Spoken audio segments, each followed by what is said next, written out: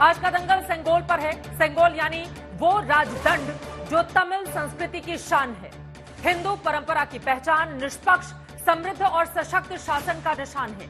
इसी सेंगोल पर अब सियासत में धर्म युद्ध शुरू हो चुका है, क्योंकि 28 मई को नई संसद का जब उद्घाटन होगा तो सबसे बड़ा कार्यक्रम इसी सेंगोल के अधिष्ठापन का किया जाएगा। जिस तरह 14 अगस्त 1947 की रात 11:15 बजे पूरे विधि विधान के साथ साधु संत, वेद मंत्र, तिलक, पीतांबर के साथ सोने की परत वाला चांदी का धर्मदंड पंडित जवाहरलाल नेहरू के हाथों में सौंपा गया था। ठीक उसी तरह से आजादी के अमृतकाल में एक बार फिर उसी धर्मदंड की प्रेरणा से संसद की सार्वभौम सत्ता स्थापित होगी। लेकिन विपक्ष ने तो नई संसद के उद्घाटन का ही बहिष्कार कर रखा है। ऐसे में बीजेपी सवाल उठाने लगी है कि क्या विपक्ष तमिल संस्कृति का अपमान करना चाहता है? क्या विपक्ष सनातन परंपरा के खिलाफ है? क्या विपक्ष पंडित नेहरू के कराए गए अनुष्ठान का विरोध कर रहा है? हालांकि विपक्षी दल लगातार ये कह रहे हैं कि किसी भी सूरत में पीएम मोदी को उद्घाटन नहीं करना चाहिए। कोई राष्ट्रपति के नहीं बुलाने से नाराज है तो कोई उपराष्ट्रपति को न्योता नहीं देने से गुस्सा दिखाई दे रहा है। कोई स्पीकर से उद्घाटन करवाना चाहता है तो अब सुप्रीम कोर्ट में जनहित याचिका तक डाल दी गई है कि पीएम के उद्घाटन करने से संविधान का उल्लंघन हो रहा है। लेकिन अब बड़ा विरोध सेंगोल को लेकर भी खड़ा होने लगा है। कांग्रेस नेता पवन बंसल तो ये कह रहे हैं कि बीजेपी सेंगोल की पवित्रता को भंग कर रही है। और इस वक्त की बड़ी खबर आप तक पहुंचाते हैं। नई संसद के उद्घाटन का पूरा प्लान सामने आ चुका है। 28 मई को सुबह 7:30 बजे हवन के साथ इस कार्यक्रम का शुभारंभ होगा। वैदिक रीति रिवाज से सेंगोल को स्थापित किया जाएगा। राज्यसभा में विपक्ष के नेता के संबोधन का भी कार्यक्रम रखा गया है। राज्यसभा में विपक्ष के नेता के संबोधन का कार्यक्रम है, लेकिन यहां पर तो विपक्षी दलों ने बहिष्कार करके रखा हुआ है। ऐसे में विपक्ष के नेता क्या संबोधन के लिए जाएंगे? ये बड़ा सवाल यहां पर बना हुआ है। और सबसे आखिरी में पीएम मोदी का संबोधन होगा। इस पूरे की पूरे कार्यक्रम की रूपरेखा देश के सामने आ चुकी है। नई संसद के उद्घाटन का पूरा प्लान सामने आ चुका है। विपक्ष के नेता को राज्यसभा में अपना संबोधन देना होगा, लेकिन विपक्ष के नेता तो जा ही नहीं रहे हैं। ऐसे में क्या कोई फेरबदल करेगी विपक्षी पार्टियां? क्योंकि 20 दलों की ओर से इस बारे में फैसला लिया गया है कि वो उद्घाटन का बहिष्कार कर रही हैं। उधर समाजवादी पार्टी के नेता एसटी हसन का कहना है कि संसद में हिंदू अनुष्ठान क्यों कराया जा रहा है। ऐसे में सबसे बड़ा सवाल यही है कि क्या संसद में सेंगोल की वापसी हिंदूवादी संस्कृति को बढ़ावा देने की कोशिश है? क्या कांग्रेस ने सेंगोल को नेहरू की सुनहरी छड़ी बताकर तमिल संस्कृति का अपमान किया है? क्या विपक्ष निष्पक्ष, सशक्त और समृद्ध शासन की पहचान सेंगोल को संसद में लाने का भी विरोध कर रहा है? ऐसे तमाम सवालों पर आज के दंगल में बड़ी चर्चा करने वाले हैं, लेकिन उसके पहले हमारी ये रिपोर्ट देखिए। आजादी के अमृतकाल में नई संसद बनी तो 20 दल विरोध में उतरे। दलील ये कि प्रधानमंत्री ने उद्घाटन किया तो संविधान का उल्लंघन हो जाएगा। दलीलें सबकी अलग थी। एकता में अनेकता दिखने लगी तो विरोध वाले संग्राम का मोर्चा उद्घाटन कार्यक्रम से सेंगोल संस्कृति पर शिफ्ट होता दिखा। वही सेंगोल जिसे कभी नेहरू ने थामा, वही सेंगोल जो हिंदू परंपरा में सत्ता हस्तांतरण की पहचान रहा, वही सेंगोल जो तमिल संस्कृति की शान रहा।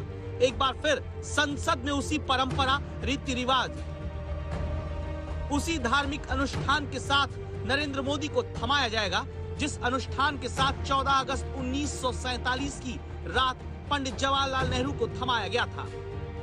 यानी नई संसद में एक बार फिर सेंगोल को पवित्र जल से शुद्ध किया जाएगा। एक बार फिर वैदिक मंत्रों से संसद गूंजेगी। एक बार फिर संसद में शंख ध्वनि होगी। एक बार फिर संसद में प्रधानमंत्री के ललाट पर तिलक होगा, पीठ पर पीतांबर होगा और हाथों में समृद्धि, संपन्नता, न्याय और शक्ति का प्रतीक सेंगोल। और कांग्रेस को क्या ये बर्दाश्त नहीं कि पंडित नेहरू ने जो सनातन वैदिक अनुष्ठान कराया वो नरेंद्र मोदी कैसे दोहरा सकते हैं? कांग्रेस नेता पवन बंसल ने हैरानी जताते हुए लिखा कि सेंगोल को पवित्र क्यों किया जाएगा? एक बार फिर प्रधानमंत्री को सौंपने से उसकी पवित्रता ही भंग होगी। कुछ दल ये सवाल भी उठाने लगे कि संसद में एक धर्म के धार्मिक अनुष्ठान क्यों हो रहे हैं? क्यों नहीं उसकी शुरुआत की जाती? क्यों नहीं कुरान खानी की जा सकती वहां पर? क्यों नहीं गुरबानी का पाठ किया जा सकता वहां पर? क्यों नहीं बाइबिल का पाठ किया जा सकता वहां पर? सब होना चाहिए। This is one of the movement which we have to feel proud. So Narendra Modi, Honorable Prime Minister, is doing that. That's all. There the matter ends. Okay. If you want any question, go to time machine. Go back to 50, 70 years back. Ask those people, those who are present at that, why you have done it. दूसरी ओर BJP कहती है कि सनातन परंपरा के प्रतीक के तौर पर पंडित नेहरू को सौंपे गए सेंगोल का इतना अपमान हुआ कि उसे नेहरू की सुनहरी छड़ी बताकर म्यूजियम में डाल दिया गया। इस तरह कांग्रेस पार्टी ने न सिर्फ सनातन परंपरा का अपमान किया बल्कि तमिल संस्कृति को भी अपमानित करने की कोशिश की। अब जबकि 20 दलों ने संसद भवन के उद्घाटन कार्यक्रम का बहिष्कार किया है, तो बीजेपी आरोप लगाती है कि ये सभी दल देश के चुने हुए प्रधानमंत्री का ही नहीं, संसद में लगाए जा रहे पवित्र सेंगोल का विरोध कर रहे हैं। संसद में तमिल संस्कृति की पहचान स्थापित करने का विरोध करते हैं, हिंदू परंपरा का विरोध कर रहे हैं और पंडित नेहरू की ओर से कराए गए सांस्कृतिक अनुष्ठान का भी विरोध कर रहे हैं। सेंगोल के प्रति श्रद्धा, सम्मान और सांस्कृतिक परंपरा के महत्व को साबित करने के लिए बीजेपी तमिलनाडु तक में प्रेस कॉन्फ्रेंस करके जन जागरण कर रही है। The sacred scepter or Sengol, which was there in the oblivion, will be brought back, not only brought back, but placed in this sacred temple of democracy, a new parliament. हालांकि देश की नई संसद में सनातन परंपरा और तमिल संस्कृति के चिन्ह की स्थापना के वक्त संसद भवन के दोनों सदनों में 20 विपक्षी दलों के कुल 242 सांसद गैर हाजिर रहने वाले हैं। दूसरी तरफ इसके 2 गुने सांसद यानी 16 दल के 485 सांसद संसद में मौजूद रहने वाले हैं। सरकार अगर बदलेगी तो नए संसद भवन में कोई दूसरा काम होगा। मुख्यमंत्री जी ने बिहार विधानसभा के एक्सटेंशन भवन का उद्घाटन किया, तब कहाँ थे उनके राष्ट्रीय अध्यक्ष? इसका मतलब उनको अपने नेता पे भरोसा नहीं है। तो नेता पे जब भरोसा नहीं है तो बात क्या करना। फिलहाल संसद भवन उद्घाटन के लिए तैयार हो रहा है। 28 मई को संसद भवन का उद्घाटन भी होगा। संसद भवन में शंख ध्वनि भी गूंजेगी, धार्मिक अनुष्ठान भी होंगे, नरेंद्र मोदी के माथे पर तिलक भी होगा और तमिलनाडु के 20 अथीनम से आए संतों के हाथों नरेंद्र मोदी को सेंगोल भी थमाया जाएगा। आज तक ब्यूरो। सेंगोल यानी कि राजदंड, सत्ता हस्तांतरण का प्रतीक, क्या इसका अपमान कर रहा है विपक्ष? अपमान किया जा रहा है उसकी ओर से। संसद के इस बड़े कार्यक्रम में नहीं आकर बार बार भारतीय जनता पार्टी की ओर से ये सवाल खड़े किए जा रहे हैं। तो वहीं बड़ी खबर निकलकर ये सामने आई है, राज्यसभा में विपक्ष के नेता का भी कार्यक्रम रखा गया है संबोधन का, लेकिन मल्लिकार्जुन खड़गे समेत तमाम दल तो जाएंगे ही नहीं, तो फिर संबोधन कौन करेगा? कई ऐसे सवाल हैं जिसको लेकर आज चर्चा में आगे बढ़ेंगे। खास मेहमान जुड़ चुके हैं, उनका तारुफ आपसे करवा देती हूं। सोनल मानसिंह जी हमारे साथ हैं, जो कि राज्यसभा के सांसद हैं भारतीय जनता पार्टी की। गौरव भाटिया जी, राष्ट्रीय प्रवक्ता भारतीय जनता पार्टी के, हमारे साथ जुड़ चुके हैं। नीरज डांगी जी, आप राज्यसभा के सांसद हैं, कांग्रेस पार्टी के, हमारे साथ जुड़े हुए हैं। हमारे साथ एमपी लोकसभा के समाजवादी पार्टी के डॉक्टर एसटी हसन जी भी जुड़ चुके हैं। मलूक नागर साहब, जो कि एमपी हैं लोकसभा में बीएसपी के, वो भी हमारे साथ मौजूद हैं। साथ ही हमारे साथ महुआ माझी, जो कि एमपी हैं राज्यसभा में झारखंड मुक्ति मोर्चा की, वो भी जुड़ चुकी हैं। आप सभी लोगों का बहुत स्वागत है। लेकिन गौरव भाटिया जी, शुरुआत आपसे ही करते हुए, बार बार ये कहा जा रहा है कि हिंदू संस्कृति के प्रतीक को स्थापित करके क्या इसको बढ़ावा देने की कोशिश की जा रही है भारतीय जनता पार्टी की ओर से? जिस तरह से सेंगोल को बार बार इतने बड़े मुद्दे के तौर पर प्रचारित किया जा रहा है, दूसरे धर्मों का क्या इससे अपमान नहीं होगा? गौरव भाटिया जी। चित्रा जी नमस्कार। सबसे पहले तो ये कहूंगा कि ये एक ऐतिहासिक पल है और ये दिखाता है किस तरह से जब एक नई इमारत मिलेगी तो ये जो महत्वाकांक्षाएं हैं, जो उम्मीदें हैं, जिस तरह से हमारे लोकतंत्र को मजबूत होना है, 140 करोड़ भारतीयों की उम्मीदों पे खरा उतरने की ये इमारत है, ये लोकतंत्र का मंदिर है। मैं अपनी बात कहूंगा, लेकिन सबसे पहले आपके ही सवाल का उत्तर दे देता हूं। आपने कहा कि क्यों ऐसा है कि सेंगोल का इस्तेमाल हो रहा है और हिंदू धर्म की बात हो रही है। देखिए, मेरे हाथ में मैं इसीलिए रख के लाया हूं, ये संविधान है जो उसकी असली प्रतिलिपि है। इसमें देखिए, जहां पे मूल अधिकारों की बात आती है ना, चैप्टर 3, भगवान राम अगर दिखाई दे रही है, मैं कैमरामैन से कहूंगा देखिए, भगवान राम और सारे जो हमारे ईश्वर हैं उनकी तस्वीर है। क्या इसी संविधान की कसम लेके सांसद शपथ नहीं लेते हैं ना? तो जब हमारे संविधान में ये तस्वीर है तो फिर वो इसकी शपथ क्यों लेते हैं? फिर तो ये भी सांप्रदायिक हो जाएगा, ये भी तुष्टीकरण है। लेकिन मैं आपको बताता हूं, ये गोलपोस्ट शिफ्टिंग की कहानी है। ये गोलपोस्ट शिफ्टिंग क्या है मैं आपको बताता हूं। आप याद करिए, सबसे पहले इन लोगों की आपत्ति ये थी कि ये मोदी महल है, फिजूल खर्ची है। ये मोदी महल नहीं है, ये अनूठी पहल है, हम कह रहे हैं। ये 140 करोड़ जो भारतीय है ना, उनका प्रतिबिंब बन के आया है। ठीक है। और ये लोकतंत्र का मंदिर है।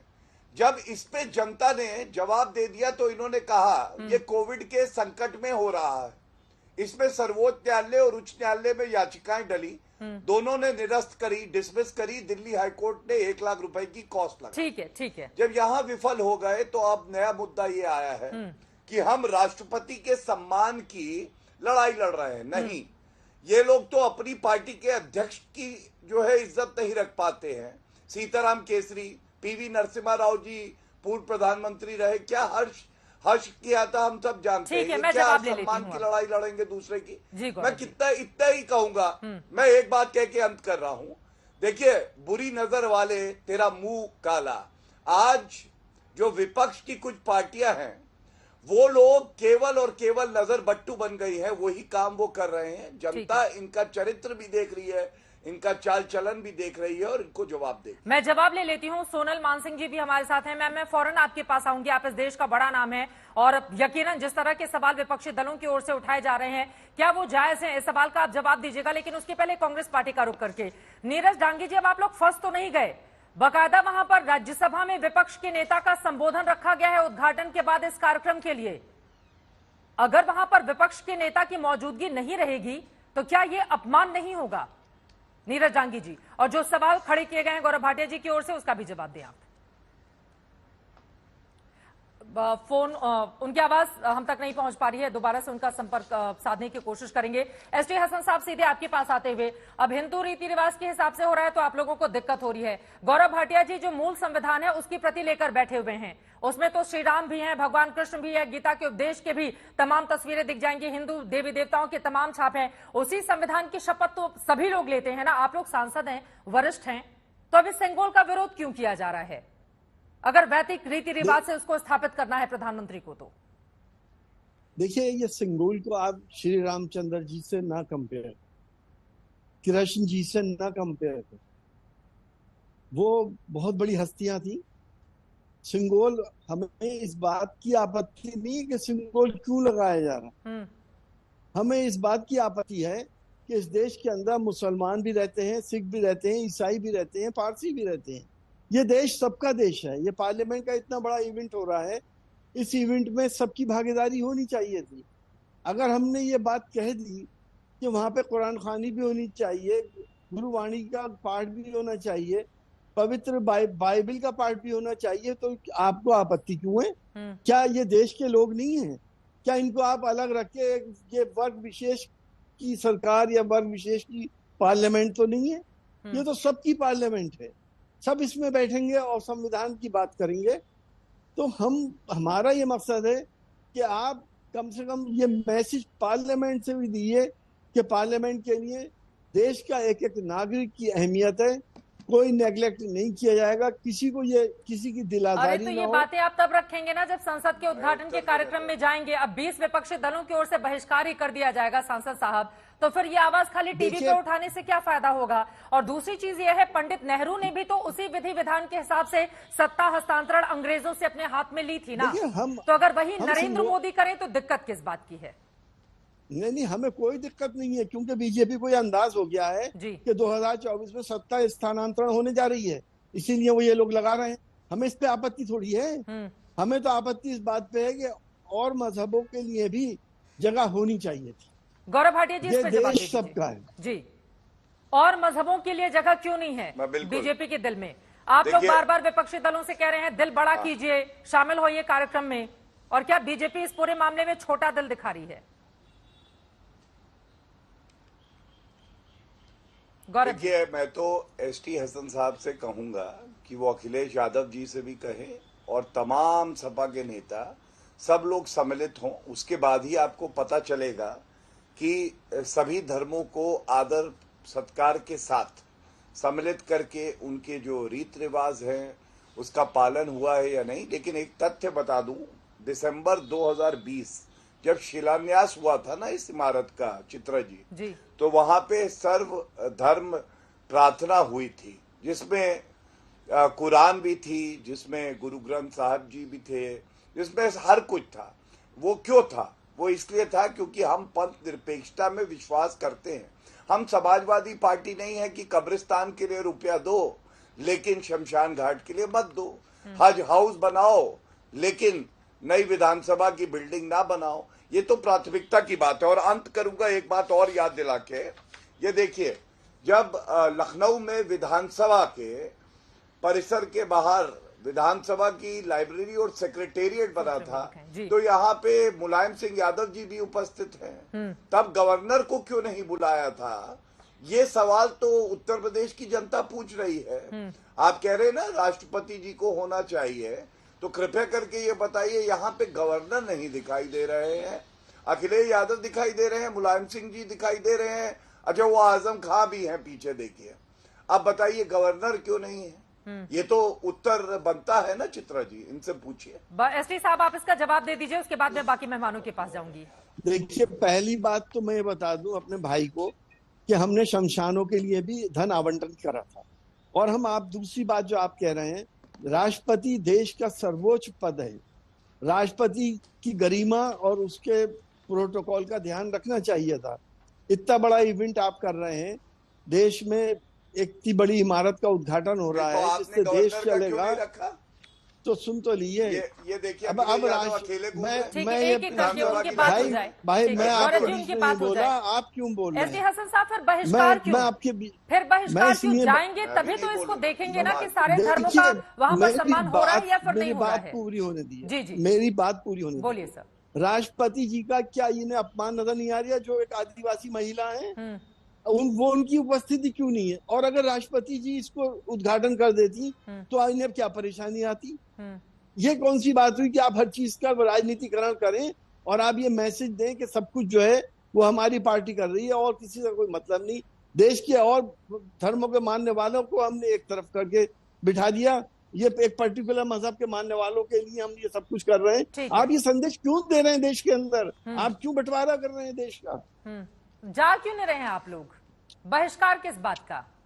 बहिष्कार इसीलिए तो हम बहिष्कार कर रहे हैं कि राष्ट्रपति जी होना चाहिए थे वहाँ पे। ठीक है, आप कम से कम बुला लेते उनको। हाँ। राष्ट्रपति जी भी साथ में हाथ लगा देते, हमें क्या इतराज? 10 सेकंड मिल जाएंगे चित्रा जी। ठीक है, 10 सेकंड जल्दी से गौरव भाटिया जी, उसके बाद में बाकी मेहमानों के पास। जल्दी से गौरव जी। बिल्कुल, देखिए एसटी हसन साहब, आप गलत ना बोलिए, मैं आपका बड़ा सम्मान करता हूं, लेकिन झूठ पकड़ा जाए ये उचित भी है। आपकी सरकार 2012-13 में 200 करोड़ कब्रिस्तान को, शमशान घाट को शून्य। 2013-14 में आपकी सरकार 300 करोड़ कब्रिस्तान को, शमशान घाट को शून्य।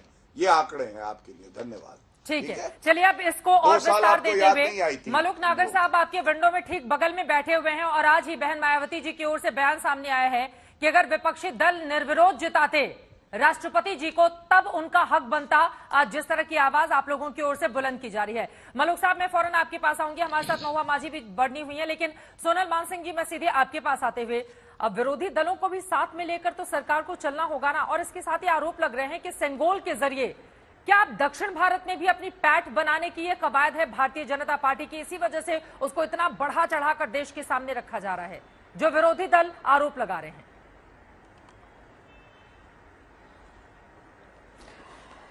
धन्यवाद। सबसे पहले तो मैं ये कहूंगी कि आज राष्ट्रपति जी के लिए इतना सम्मान जो दर्शाया जा रहा है, उससे मुझे बहुत आनंद हुआ, क्योंकि यही पार्टियां हैं जिन्होंने कई तरीके की बातें द्रौपदी मुर्मू जी के बारे में की थी। बिल्कुल। तो आज एक बदला हुआ स्वर है।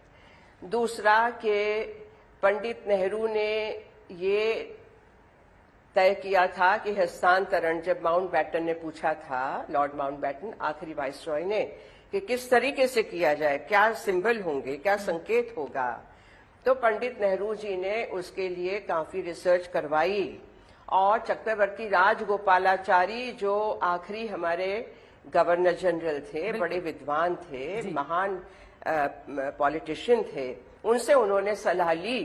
तो चक्रवर्ती राजगोपालाचारी जी ने अपने लोगों से पूछकर उनको ये सलाह दी थी। उसके बाद इस पे काम शुरू हुआ था और दक्षिण से ये लोग आकर पूजा वास्तव में करके, गंगा जल वगैरह से करके, तिलक करके, अर्चना करके पंडित नेहरू जी के हाथ में ये थमाया था। उस वक्त तो किसी ने नहीं कहा था कि ये तो सेक्युलरिज्म का नाश है, सेक्युलरिज्म खत्म हो गया। बिल्कुल। और हम तो जानते हैं कि पंडित नेहरू जी बहुत सेक्युलर थे। तीसरी बात कि राजदंड तो राजदंड होता है, वो समान रूप से सभी के लिए है, जो एक संकेत है, सिंबल है जी, वो पूरे भारतवर्ष के सभी नागरिकों के लिए है। हमें उसमें अपना स्वमान दिखना चाहिए, उसमें हमें गौरव लेना चाहिए, हमें गर्व होना चाहिए। लेकिन वो चौथी सत्ता बात, मुझे हस्तांतरण का दुर्योधन प्रतीक है। याद आते हैं महाभारत में। वो सत्ता हस्तांतरण का प्रतीक है और यहाँ तो पर सत्ता पवन हस्तांतरण बंसल तो हो चुका था ना। बीजेपी के ऊपर निशाना साधते हुए ये कह रहे हैं कि दोबारा से उसको पवित्र किया जाना, यानी कि सेंगोल का अपमान किया जाना होगा। इस तरह का काम क्यों किया जा रहा है भारतीय जनता पार्टी की ओर से? 1947 में हो चुका, 1947 में हो चुका था, ये आ गया था, इलाहाबाद म्यूजियम में रखा गया था जी। तो उसको यथास्थान अब रख रहे हैं, ये बहुत बड़ी बात है। इस बात को हमें एक्सेप्ट करना चाहिए। बहुत गर्व से मैं फिर से कह रही हूँ। और एक बात मैं कहना चाहूंगी आखिर में कि दुर्योधन महाभारत में कहते हैं कि जानामि धर्मम न च मे प्रवृत्ति। मैं धर्म जानता हूं क्या करना चाहिए, लेकिन वो मेरी प्रवृत्ति नहीं है। जानाम्य धर्मम न च मे निवृत्ति। अधर्म क्या है वो भी जानता हूं, लेकिन उससे मैं छुटकारा नहीं पा रहा हूं। मैं कोशिश भी नहीं करता हूं, क्योंकि वो अधर्म पे ही मैं चलता हूं। तो कहीं न कहीं लगता है कि जानबूझकर जिस तरीके की एक हवा बनाई जा रही है वो अच्छा नहीं, मुझे अच्छा नहीं लग रहा। सभी को सहर्ष ये स्वीकार करना चाहिए, हमारी 12,000 से ज्यादा वर्षों पुरानी संस्कृति है। बिल्कुल। चोला जो महाराज हो गए, जो महाराज्य हो गया, उसका ये प्रतीक था, ये भारतवर्ष का प्रतीक है। गर्व कीजिए। ये भारतवर्ष का प्रतीक है नीरज डांगी जी। और कांग्रेस पार्टी को तो बढ़ चढ़कर समारोह में हिस्सा लेना चाहिए। बीजेपी के लिए सेंगोल का अपमान किया जा रहा है, जिसको पंडित नेहरू ने अंग्रेजों से लिया था सत्ता हस्तांतरण के प्रतीक के तौर पर, और इसको नेहरू जी की छड़ी बताकर सुनहरी संग्रहालय में रखकर क्या इसका अपमान नहीं किया गया नीरज डांगी जी? और आज बीजेपी उसको सही जगह लाकर स्थापित कर रही है, देखिए, तो मैं फिर इसमें इतनी एक बात परेशानी कहना किस चाहूंगा। बात की है?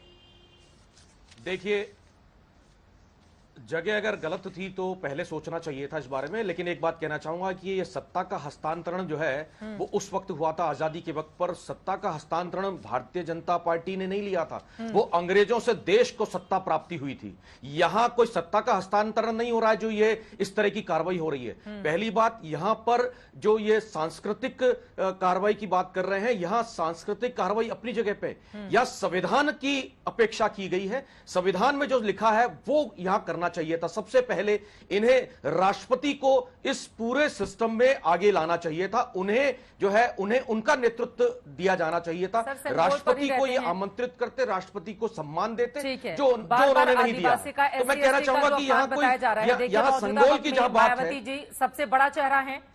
अगर देखिए, देखा जाए नेताओं में तो SC/ST उनकी ओर से कहा गया है कि अगर ये निर्विरोध वो SC/ST चुनी के जाती अपमान की बात तब नहीं आप कर रहे लोगों को हैं। हक होता। नीरज जी, मैं सीधे सेंगोल पर आती हूँ, चूंकि हम दिखा भी रहे हैं पंडित देखिए, जवाहरलाल नेहरू को भेंट सुनहरी छड़ी, यहाँ विरोध और ये निर्विरोध की बताकर बात नहीं सेंगोल है। को उसको संग्रहालय में रख दिया जाना क्या इस पवित्र चीज का अपमान नहीं है, जिसको पंडित नेहरू ने अपने हाथों में लिया था अंग्रेजों से सत्ता हस्तांतरण के रूप में? उसको फिर से स्थापना नहीं करना चाहिए था। और आज उसकी उचित जगह अगर मोदी जी की ओर से दिखाई जा रही है, लेकर जाया जा रहा है, उसी परंपरा का निर्वहन किया जा रहा है, तो फिर इस तरह की आपत्ति क्यों है? मैं ये सवाल पूछ रही हूं आपसे।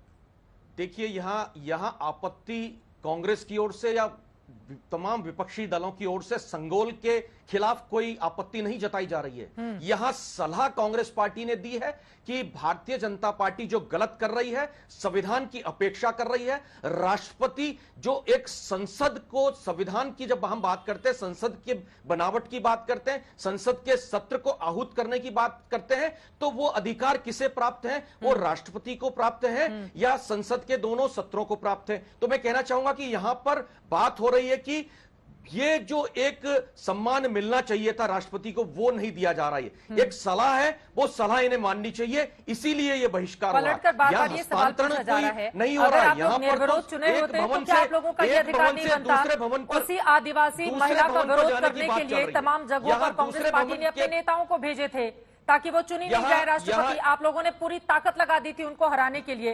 सवाल तो पलटकर ये भी पूछा जाएगा ना, लेकिन हम सेंगोल पर ही रहते हैं, सेंगोल पर ही डिबेट है, सेंगोल पर ही रहते हैं। क्या ये इसका अपमान नहीं है? अगर विपक्षी दल आप कह रहे हैं अपमान नहीं किया जा रहा है, इसका विरोध नहीं है। पवन बंसल तो बोल रहे हैं, आप ही के नेता हैं, पूर्व मंत्री रहे हैं, पवन बंसल की ओर से कहा जा रहा है अपवित्र किया जा रहा है सेंगोल को।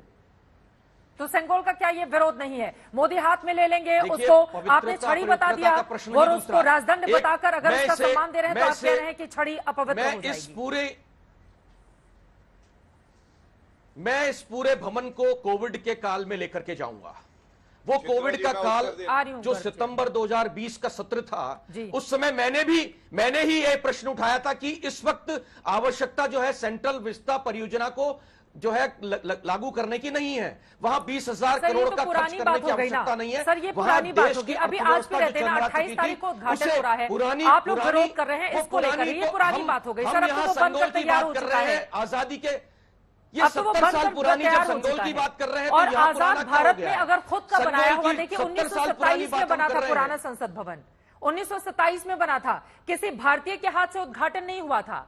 मौजूदा वक्त में किसी भारतीय की ओर से अगर उद्घाटन किया जा रहा है तो फिर उसका विरोध हो रहा है, इस वजह से ये सवाल पूछे जा रहे हैं। ठीक है, महुआ माझी के पास जाते हुए उसके बाद मालूम नागर साहब मैं फौरन आपके पास आऊंगी। महुआ माझी जी, मुझे याद है झारखंड मुक्ति मोर्चा ने एक आदिवासी के तौर पर राष्ट्रपति का सम्मान किया, आप लोगों की ओर से सपोर्ट किया गया था। ये अलग बात है कि कांग्रेस पार्टी समेत दूसरे दलों ने अपना उम्मीदवार खड़ा किया था, लेकिन मौजूदा वक्त में अगर बकायदा प्रधानमंत्री नरेंद्र मोदी के दिशा निर्देशों के हिसाब से ही संसद भवन बना है, उसका उद्घाटन का कार्यक्रम होना है, तमाम विपक्षी दलों को इनवाइट किया गया है, बार बार सत्ता पक्ष की ओर से कहा जा रहा है आप आमंत्रित हैं आइए, तो फिर किस बात का विरोध किया जा रहा है? और अगर राष्ट्रपति को उस जगह पर एक आदिवासी महिला को बिठाया गया है तो उसका श्रेय किस पार्टी को देंगी आप? किस पार्टी ने बिठाया है वहां पर? धन्यवाद चित्रा जी, आपने मुझे बोलने का मौका दिया। ऐसा है कि आप सभी जानते हैं कि झारखंड मुक्ति मोर्चा हमारी माननीय द्रौपदी मुर्मू जी को जब भी राष्ट्रपति के लिए नॉमिनेट किया गया था, उन्होंने खुशी जताई थी और हम लोगों ने उन्हें ही वोट किया था। वो आज भी वही है, झारखंड में हम सभी लोग बहुत खुश भी थे। लेकिन इस तरह से वो इसलिए है कि राष्ट्रपति, हमारी जो राष्ट्रपति है वो सरकार, विपक्ष और पूरे देश के नागरिकों का प्रतिनिधित्व करती है और वो संसद का प्रमुख भी है संवैधानिक रूप से। आप हर बार नया सत्र आरंभ करने के पहले सर्वदलीय बैठक करते हैं, लेकिन इतनी बड़ी बात हो रही है कि ऐतिहासिक भवन का उद्घाटन हो रहा है, इसमें आपने सर्वदलीय बैठक क्यों नहीं बुलाई? आपने सर्वसम्मति से ये राय क्यों नहीं ली कि किसके द्वारा कराया जाए, या आप अपनी बात कहते? निश्चित रूप से सब लोगों की जो राय होती वही करना चाहिए था, क्योंकि जो हजारों करोड़ इसके निर्माण में खर्च हुए हैं वो किसी पार्टी विशेष के पैसे नहीं है, वो देश के नागरिकों का पैसा है। और सभी दल के लोग अगर एक साथ बैठते तो निश्चित रूप से देश की जनता की भी राय इसमें आती कि भाई करना क्या है। आपने जब शिलान्यास किया था उस समय एक दलित राष्ट्रपति हमारे देश में थे, आप उनको सम्मान दिया, अच्छी बात है, लेकिन उनको उसमें भी आपने आमंत्रित नहीं किया। और अब जब महिला राष्ट्र, एक तो महिलाओं का प्रतिनिधित्व करती हैं हमारी माननीय द्रौपदी जी, और दूसरा वो आदिवासी महिला है, अगर आप उन्हें आमंत्रित करते, आप भी साथ में रहते, दोनों मिलकर करते, तो इससे एक अच्छा मैसेज जाता। अभी भी वक्त है, अगर आप चाहें तो उन्हें आमंत्रण दे सकते हैं। हमारा विरोध, हम सब तो बहुत खुश थे कि नए भवन का उद्घाटन होने वाला है, हमें भी आमंत्रण मिलेगा, सभी पार्टी के लोग वहां जाएंगे, ये तो सभी पार्टी के लोग, हम लोग खुशी मना रहे थे। लेकिन ये अचानक ये जो फैसला आया, इससे लोग दुखी हैं और चाहते हैं कि उन्हें आमंत्रित किया जाए। अभी भी वक्त है, 28 तारीख से पहले निर्णय लिया जाएगा तो हम सभी लोग उसमें शामिल होंगे। मतलब किसका फोन आया आप लोगों के पास जिसके बाद आपकी पार्टी जाने के लिए तैयार हो जाएगी? किसके फोन का इंतजार है? निश्चित रूप से ये निर्णय तो पूरे देश के स्तर पर होना चाहिए ना, फोन की जरूरत नहीं है। ये तो आमंत्रण अगर जाएगा तो निश्चित रूप से हम लोग जाएंगे, उसमें शामिल होंगे। लेकिन महामहिम और उपराष्ट्रपति महोदय को भी आमंत्रण जाना चाहिए। ने हमें तो मिला है, लेकिन मुझे लगता है कि राष्ट्रपति जी को जो सम्मान मिलना था, उनसे उद्घाटन कराना था, ये निर्णय तो अभी भी लिया जा सकता है। ठीक है, मलुक नागर साहब हमारे साथ हैं। और देखिए, मायावती जो कि 4-5 बार, ठीक है, उत्तर प्रदेश की कमान संभाल चुकी हैं, उनकी ओर से आज बहुत बड़ा बयान सामने आया है, उसको लेकर और साथ ही सेंगोल पर भी अपनी बात मलुक नागर साहब आप रखिएगा। उनकी ओर से कहा गया है कि सरकार ने इसे बनवाया है, इसीलिए उसके उद्घाटन का उसे हक है। यानी कि नरेंद्र मोदी इसका उद्घाटन कर रहे हैं, उसका समर्थन कर रही हैं मायावती। इसको आदिवासी महिला सम्मान से जोड़ना गलत है, उन्हें निर्विरोध न चुनना, उनके विरुद्ध उम्मीदवार खड़े करते वक्त सोचना चाहिए था विरोधी दलों को। ये बातें उनकी ओर से कही जा रही हैं। अब मलुक नागर साहब, क्या विपक्षी दल जो कर रहे हैं वो पूरी तरह से गलत हैं? और संगोल को लेकर जिस परंपरा के हिसाब से उसको स्थापित किया जा रहा है, क्या एक नए लोकतंत्र के नए अध्याय की शुरुआत करने जा रहे हैं प्रधानमंत्री नरेंद्र मोदी? इस चश्मे से सभी दलों को देखना चाहिए इसे। देखिए, एक तो ये जो हमारे साथी कांग्रेस के सांसद बैठे हैं, इन्होंने कहा कि इन्होंने विरोध किया था कि 20,000 करोड़ रुपए लग रहे हैं संसद में। 1913 में लेजिस्लेचर सिस्टम कलकत्ता में स्टार्ट हुआ और जब 20-25 करोड़ से भी कम आबादी हमारी देश की थी, और ये संसद की बिल्डिंग की बनने की शुरुआत 1917 में हुई, 1926 में पूरी हुई, 1927 में पहला सेशन इसमें हुआ।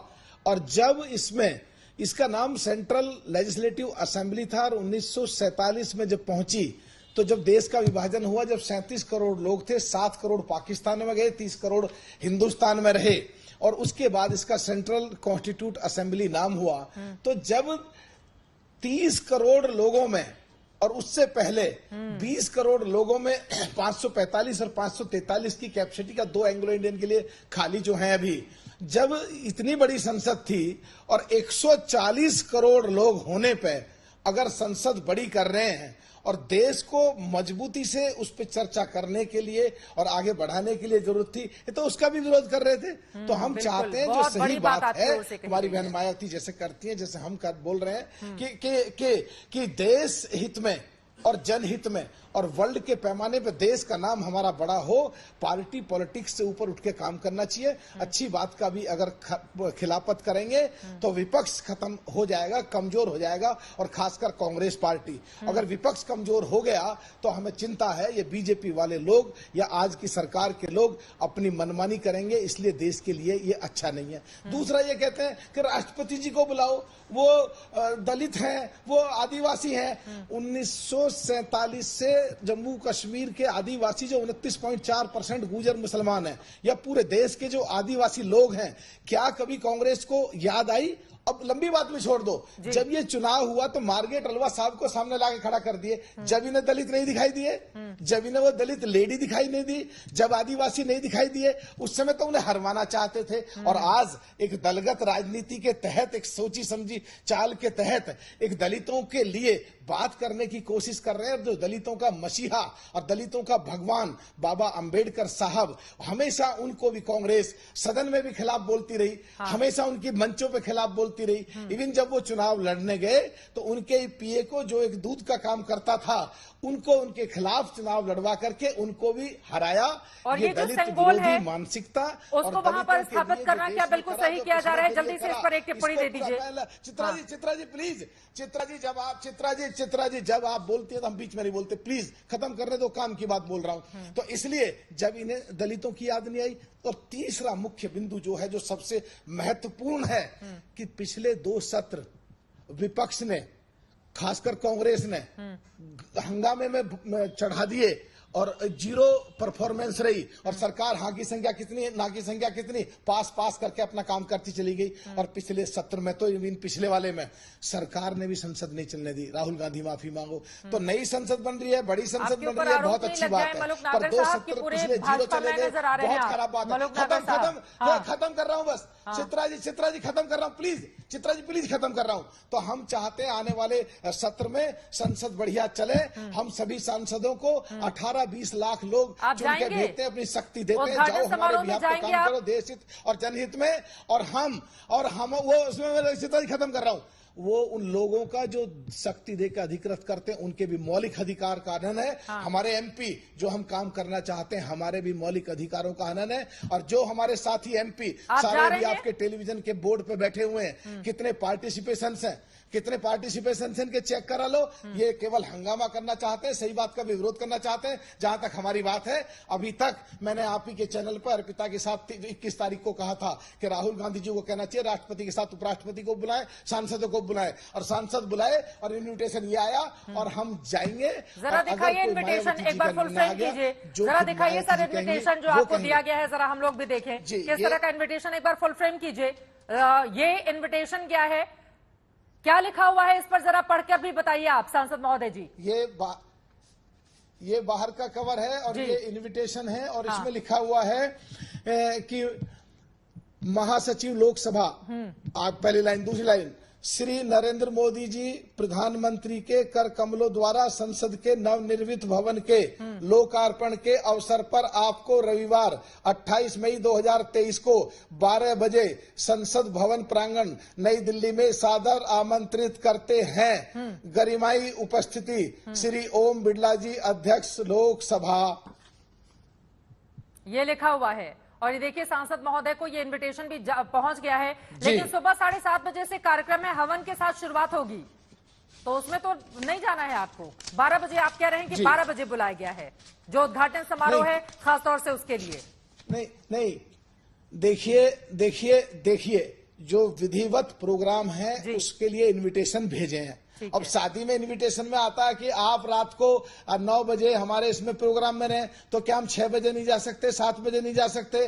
क्या रीति रिवाज केवल वो बीजेपी वालों के लिए ही है? क्या हवन बीजेपी वालों के लिए ही है? हमारे लिए क्यों नहीं है? हम भी जाएंगे, हम भी पहुंचेंगे, बशर्ते बिल्कुल हम हर परंपरा, हर कार्य जो संसद के लिए और देश के लिए हो रहा है, ये बहुत बड़ी बात आपकी ओर से 3-4 बड़े मुद्दे उठाए गए हैं जिसका जवाब मैं एक-एक करके एसडी हसन साहब हाथ खड़े कर रहे हैं। हसन साहब आपके पास आते हुए, देखिए ये ऐतिहासिक मौका है और इतने बड़े मौके को मलूक साहब बिल्कुल नहीं चूकना चाहते। वो सुबह सुबह हवन पूजन के कार्यक्रम में भी मौजूद रहना चाहते हैं, उनकी पार्टी जाएगी। आप लोग इस मौके को चूक रहे हैं और उनकी ओर से एक बड़ी बात कही गई। 1927 में जब पुरानी संसद भवन का उद्घाटन हुआ था, उस समय तो हम आजाद भी नहीं थे, अब जिस बिल्डिंग का उद्घाटन किया गया था तब हमारी कितनी आबादी थी और आज हमारी कितनी आबादी है, उसके मद्देनजर मौजूदा वक्त को दृष्टि में रखते हुए अगर ये संसद भवन बनाया गया है तो फिर इसका विरोध किया जा रहा है। उनकी बातों पर भी जवाब दीजिए हसन जी। देखिए बहन, मैं आपको बताऊं, मलूक नागर जी की अपनी मजबूरियां हैं, लेकिन मैं आपसे कहना चाहता हूं, मुझे एक बात पे ऑब्जेक्शन है कि आपके टीवी पे एक लाइन चल रही है कि हिंदू रीति रिवाज से क्यों करा जा रहा है उद्घाटन। एसपी के लिखा है आपने, मैंने ऐसा हरगिज नहीं कहा। मैं कह रहा हूँ सारे रीति रिवाज से होना चाहिए, हिंदू रीति रिवाज से भी हो, मुस्लिम रीति रिवाज से भी हो, और सिख रीति रिवाज से भी हो। अगर प्रधानमंत्री नेहरू जो देश के पहले प्रधानमंत्री थे, उनकी ओर से सत्ता हस्तांतरण के वक्त अपनाया गया विधि विधान, उसको अपना रहे हैं नरेंद्र मोदी, तो फिर अगर ईसाई रीति रिवाज से कोई प्रोग्राम होगा तो हम उनको भी अटेंड करेंगे। हम देश हित में और जनहित में और सेकुलरिज्म में हम विश्वास रखते हैं। टीसी हसन साहब अच्छे इंसान है, राजनीतिक तौर पे अभी क्या भाई मेरे अब मुझे बोलने दो।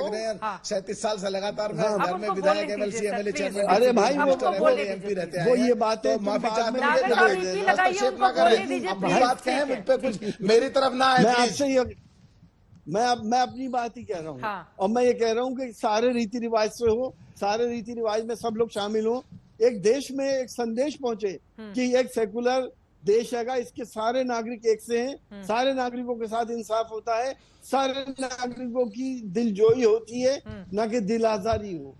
मैं तो आपसे सिर्फ इतनी बात कह रहा हूँ कि ये सारे रीति रिवाज से होना चाहिए। मानता हूँ कि बहुत बड़ा इवेंट है, मानता हूँ कि एक ऐतिहासिक पल है, मानता हूँ कि मेरी अभी ख्वाहिश थी कि मैं इसमें पहुंचूं, नेहरू जी ने जैसे किया राष्ट्रपति जी ठीक है। अब यहाँ पर 2-3 बातें हसन साहब, एक तो बहिष्कार राष्ट्रपति के मुद्दे पर, फिर आप कह रहे हैं संविधान संभाव का वहां पर कोई ख्याल नहीं रखा जा रहा है। आप एक जी बिल्कुल मेरी एक बात सुन लें आप। अभी आपने भी इस बात को कहा कि आपने श्रीमती मुर्मू जी के खिलाफ क्यों कैंडिडेट खड़ा करा। हाँ।